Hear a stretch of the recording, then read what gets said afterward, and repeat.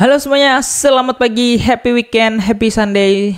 Welcome back with CV here. Dan ya, hari ini kita akan bahas Bitcoin. Dan karena hari ini adalah closing monthly yang benar-benar cukup mengejutkan dan cukup jelek guys.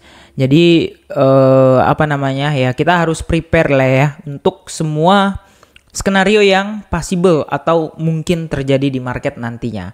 Nah, kalau aku pribadi memang aku belum menyiapkan side plan atau plan cadangan karena baru per hari ini tuh muncul indikatornya ya. Baru per hari ini ya karena dia juga udah tutup candle ya, tutup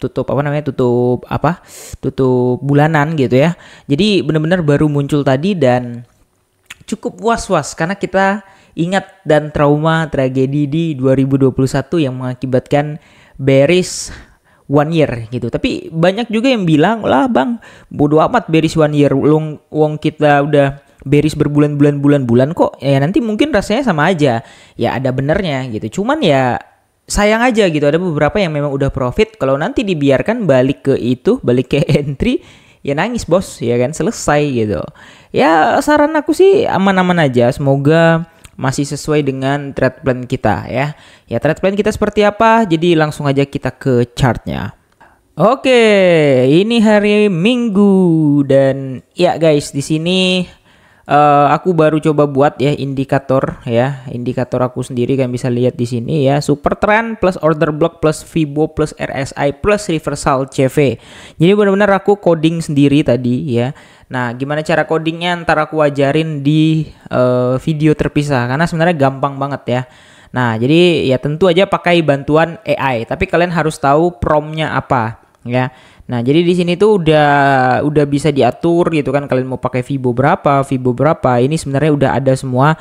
Jadi sebenarnya kita tuh tinggal terima bersih aja dan indikatornya ini bisa dipublish dan bisa di-share ke siapa aja penerimanya kayak gitu.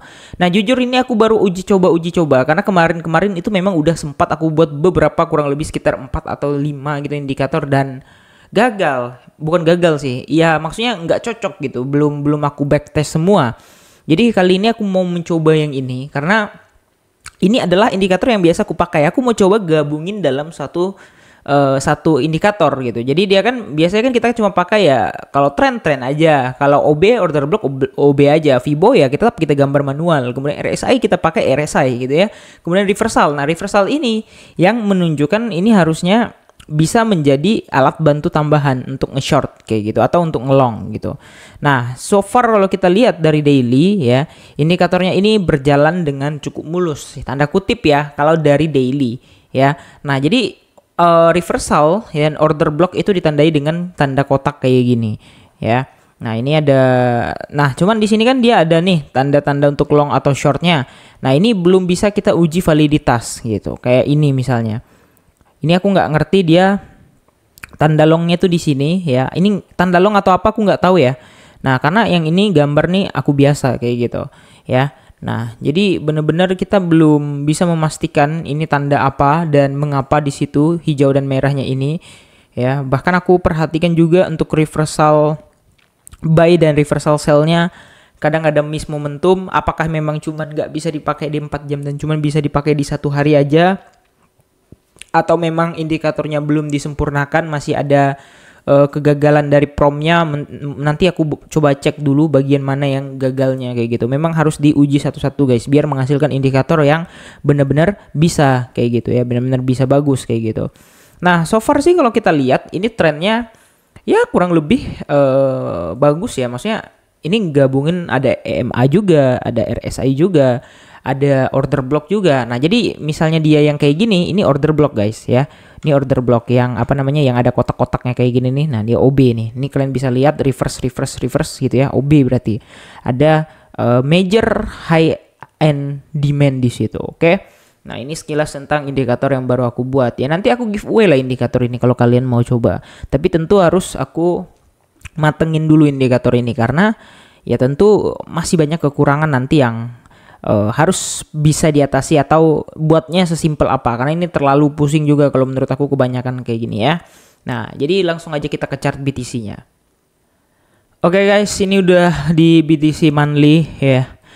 Kita lihat di sini per hari ini ya muncul bear diff-nya, dan ya sebenarnya ini bear diff kan di sini ya.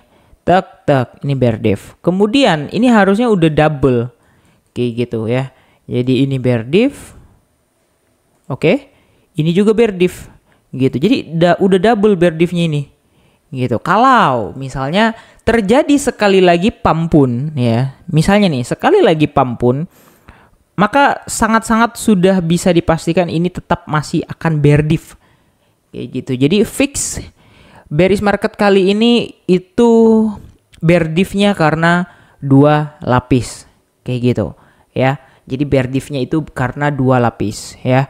Nah, jujur ini aku I have no idea ya tentang kalau misalnya dia udah sampai sekarang aja dan all time high di 110 kemarin karena bear diff, itu gimana gitu. Tapi yang pasti ya, satu hal yang pasti adalah di sini kalau aku memperhatikan ya kita masih punya utang dari the week theory ya kan.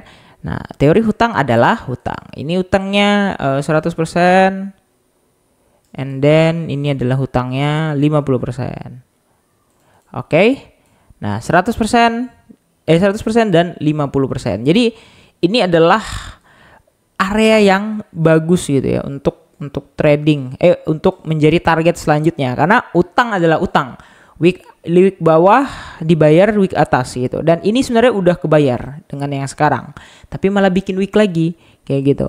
Week yang tidak dibayar itu modelannya yang harusnya tuh kayak gini aja. Ini nggak bakal dibayar. Tapi ini masuknya ranahnya consolidating. Kalau ini sih harusnya dibayar ya. Karena weeknya cukup panjang untuk mengambil badinya. Kayak gitu.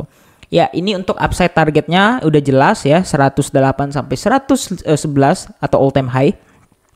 Dan kita hanya memperhatikan candle monthly yang tutupnya ya bisa dibilang cukup bagus. Jadi kalau menurut aku pribadi, biarpun atasnya ini bear diff ya, sekali lagi ya, biarpun atasnya ini bear diff ya, monthly-nya ini tetap ada peluang memang naik dulu, tapi dia tetap akan membentuk double bear diff baru bisa crash. Itu menurut aku ya, kalau aku perhatikan dari dari monthly-nya udah jelas, karena the week theory itu selalu valid. Contohnya yang kayak gini nih ya. Punya week hijau panjang, kemudian dijemputin dulu tuh weeknya, baru selesai kayak gitu ya. Apakah memang sell in June and go away ya? Selamat Juni teman-teman, see you in the next video, ciao.